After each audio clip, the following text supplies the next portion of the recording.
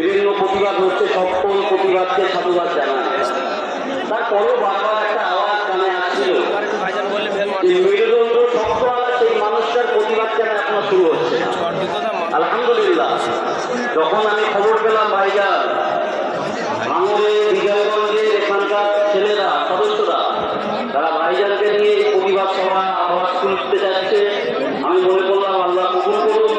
যে মানুষের মনে আশা তারা এদিক ওদিকে ভুললেও তারা জানে বিভিন্ন সময় বন্ধুদের সঙ্গে ঘোরার পরেও তেমন কিছু ফল হয়নি, কিন্তু এই মানুষটা যখনই দাঁড়িয়েছে সিএর বিরুদ্ধে বিরুদ্ধে সংখ্যালঘুদের উপরে মুসলিম ভাইদের উপরে যখনই অত্যাচার হয়েছে, যখনই আঘাত এসেছে, মির্জা আব্বাস সিদ্দিকী ভাইজান মেরুদণ্ড শক্ত করে আপনাদেরকে নিয়ে তিনি কিন্তু রাজপথে আগে দাঁড়িয়েছিল। ঠিক বলছি না ভুল বলছি?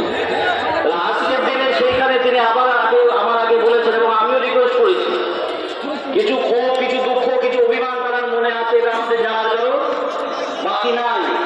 তারপর আমি ব্যক্তিগত ভাইকে বারবার বলছি, ভাইয়া পিছিয়ে যাবেন না। কিছুদিন পূর্বে আপনারা দেখেছেন বিভিন্ন জায়গায় মিটিং হচ্ছে, মিছিল হচ্ছে, যাই হচ্ছে, কিন্তু তারপরও একটা তৃষ্ণা মিটছে না জানো। তাহলে একটা গল্প, একটা কথা শোনা ছিল আমার। একজন বলেছিল যে রাম গিয়েছে মাছ ধরতে, রহিম গিয়েছে মাছ ধরতে, কার খারাপ